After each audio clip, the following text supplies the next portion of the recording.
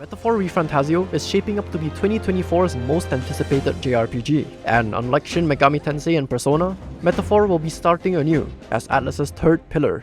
There's a good chance that Metaphor will be many players' first Atlus game, so we've compiled a few tips and tricks that will help you on your journey in becoming a worthy king of Uchronia. But before we start, thank you to Atlus and Sega for letting us play the full game early. We played on the hardest difficulty, and these tips will cover the general gameplay loop from story to combat and to daily life. So let's talk about it. Perhaps one of the biggest issues for me was resource management. The majority of skills you use in combat require something called MP, and you may find yourself running out of MP in the middle of a dungeon that you can't retreat from because, it's the deadline. Yeah, I waited for the last day. In this particular dungeon, there were only 3 to 4 potions that restore MP, and no store to buy items from. There are various rest spots that act like checkpoints, but they only allow you to save, talk to companions, or teleport to other rest spots, and it does not replenish HP and MP. You can avoid this situation by reading what your archetypes do, which is like a class/demon/persona that your characters can take up. Specifically, the mage archetype has this very small passive where enemies that are stunned or defeated on the field will grant a whopping 1 MP to your entire party. So a bit of backtracking and grinding is necessary in order to replenish your MP, or you can avoid wasting all your MP on every single enemy you see. Eventually, you do unlock an archetype that steals MP though, so it's also a good idea to diversify your archetypes and try out everything there is to see. I personally relied on the brawler archetype, who deals massive physical damage by sacrificing HP. It was a bit risky, but it was much easier to replenish and let me save up more MP. Now, veterans of Atlus titles might be more prepared for this though, so it might just be me. But hey, that's what these tips are for. While you backtrack, you'll be on the field a lot, so here are some field combat tips. Locking onto enemies is very helpful, not only in moving the camera and aiming your attacks, but attacking from far while locked on will make you dash towards that enemy, which is a really nice tool for closing the gap. You'll also have to avoid enemy attacks or you'll get ambushed. Luckily, the timing window for dodging is pretty generous. Even if you're in the middle of your attack and the enemy does an attack, there is a white flash, an audible sound cue, and even a slight pause for you to dodge. So pay attention to avoid getting ambushed, or you'll end up giving the enemy the first turn, which can be pretty fatal. While we're on the topic of combat, one of the key mechanics of Metaphor is the transition from action to turn-based combat, where if you attack an enemy enough times, a stun bar will deplete and allow you to enter squad battle, which is the turn-based combat, and it will give you a huge advantage, where your characters will get the first turn, deal damage to all enemies, as well as stunning them, which causes the enemies to pass their turn to you again. Thing is, the damage from the preemptive attack only brings the enemy down to around 70% health, though it could be more on easier difficulties. A strategy I found is to avoid entering squad battle by ignoring the button prompt. You can dodge to cancel it faster as well. This allows you to deal more damage on the field instead, so when you do enter squad battle, the enemy will have even less health, which allows you to save up on more resources. Additionally, the continuous stunning will also activate Mage's passive and restore more MP as mentioned earlier. Something you have to look out for is the way that the game pulls in enemies from the field to squad battle. There could be only one enemy on the field, but they tend to call reinforcements in the squad battle, which means you'll be fighting more enemies than you expected. If you're really pressed for resources, it might be a smarter choice to just escape, or you'll end up using more resources for a battle you didn't expect. Or again, like mentioned in the previous tip, you can avoid squad battle altogether to save up on resources. Let's say you do engage in squad battle, the explanation of turns may be a bit confusing for newcomers. There are 2 types of turns in this game, denoted by the size of the turn crystal, which is similar to something called crest turn in older Atlus games. The full-size crystal indicates 1 turn, but it can be passed to other allies. Passing causes it to turn into a half-sized crystal. A half-sized crystal is also 1 turn, but it cannot be passed to other allies, and it must be used by the current character. These turn crystal things also applies to the enemy as well, and they are very important to maximizing your combat capabilities. That's because some of your character's most powerful skills come in the form of something called synthesis skills, which is a combination of 2 archetypes skills. You can read which archetype is needed in a party to access these specific skills. Most of the time, synthesis skills are very powerful and start to be your first AoE skills, but with the added cost of multiple turns, regardless of half or full. As mentioned earlier, characters can pass their turn too, so it's a good idea to plan out whose synthesis skills you want to use, and then pass the turn accordingly to have the right number of turn crystals on the right character. There are a number of things to look out for if you really want to maximize your combat abilities and avoid getting destroyed. Metaphor relies heavily on exploiting weaknesses. Every enemy, including your own characters, have their own weaknesses, and they play like a rock paper scissors game.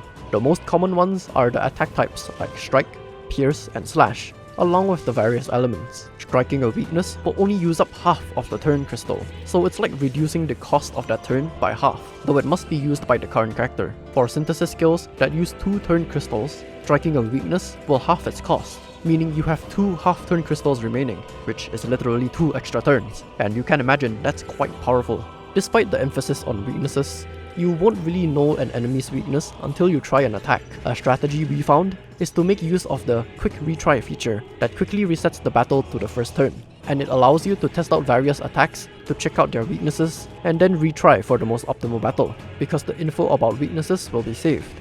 Striking a critical will grant the attacker an extra turn, but the half-size turn crystal, which means you have to use it on the current character. Meanwhile, striking a resist will cause the target to receive less damage overall. Striking a repel will cause the target to take 0 damage and reflect the damage back to the attacker. And even worse, the attacker will relinquish all their turns to the enemy, which is pretty dangerous. Missing an attack will miss, and even worse, the attacker will lose 2 turns as well, regardless of a full or half crystal turn.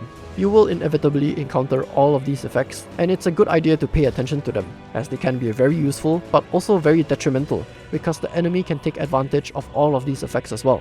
So overall, we think that this is quite a balanced and strategic combat system that combines the best of both worlds from Shin Megami Tensei and Persona, while still being unique on its own. Another thing to look out for is the formation system. Your party has a front and back row, where allies in the front row will deal more melee damage but also have lower defense. The opposite is true for the back row, where allies take less melee damage but also deal less melee damage.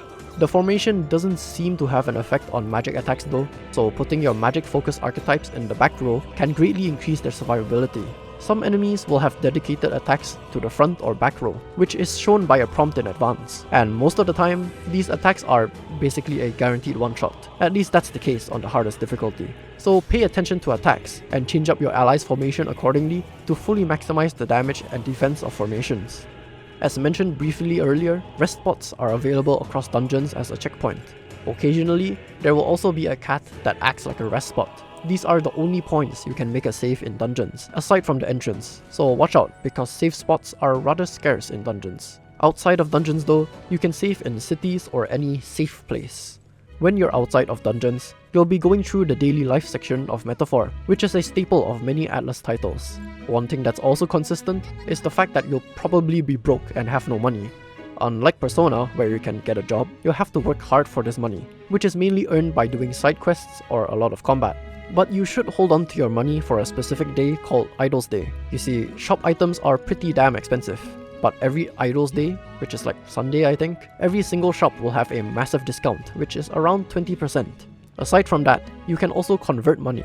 You have this secondary currency called mag, which is used for unlocking archetypes. But there comes a time where you don't really have a use for mag, so there's an NPC that allows you to convert all your excess mag into money. But just like Idol's Day, you should hold off converting mag because there are days where the weather is bad, like for example rain, and the exchange rate for mag to money will be increased, which is way more valuable. Now I am legally obliged to say that this is not financial advice for the real world, but jokes aside, these specific events should help you save money and avoid going broke like your average Persona protagonist. Further down the game, weather starts to play a bigger role too. Aside from the different scenery and mag exchange rate, bad weather will start to influence your combat effectiveness. Enemies will become tougher, and your whole turn bonus on exploiting weaknesses just gets thrown out of the window. At the very least, you will earn more XP during bad weather, so it is an option to grind more enemies during these days. As your daily life continues, there are various activities you can do in towns or during downtime in the story. These activities involve you learning about companions, certain NPCs, doing a side quest, or just regular old chores. Your character has various traits and stats called royal virtues that determine which quests you can do, and activities are what increases these stats. If you've played any Atlas game with the social sim, you'll feel right at home with this gameplay loop. Activities will use up a set amount of time though, and the game will progress accordingly, so make sure you plan out what to do, whether that be increasing your stats, bonding with companions, or traveling to dungeons. You can at most do 2 activities in one day, so being a completionist to see it all will be much tougher, though this is kind of the norm in Atlus games. It makes everything you do feel more special and have more thought behind them. And well, that roughly concludes the entire gameplay loop of Metaphor ReFantazio, and to an extent, the general formula of Atlus games, from progressing the story, to daily life, to dungeon crawling, and back to the story. But before we end the video, let's have a quick chat about Metaphor. So it is inevitable that Metaphor ReFantazio is being compared heavily to Atlus's long-standing IPs like Persona and Shin Megami Tensei, but the developers have insisted that Metaphor will be able to stand by itself as a third pillar among Atlus titles. So is Metaphor just a fantasy Persona, or is there something more that sets itself apart? Well, aside from the gameplay aspects that we just talked about, we can't deny it's very familiar with other Atlus titles, though it's definitely inheriting the best that Atlus has to offer. Where Metaphor can truly stand out is in its unique setting and story, which has taken a more fantasy route while combining medieval, steampunk, and urban designs. Unlike the high school life in Persona, Metaphor's story has a much more serious tone. The story doesn't shy away from sensitive topics like racism, politics, discrimination, poverty, class, and corruption. The entire game is presented in this beautiful art style that I can't really describe. It's like a mix of colors and textures that makes everything look like a painting, like an artist's interpretation of a fantasy world, which is quite interesting because the protagonist has this book that describes a fantasy world which is much different from theirs, but actually it describes our real life world. I mean, besides, the massive monsters that we fight are literally called humans, though they don't look like humans. So, a bit of speculation here, but there's a good chance that the story will dive into this parallel world kind of thing. There are plenty of animated cutscenes, including 3D ones. The music also takes on a more orchestral and religious route.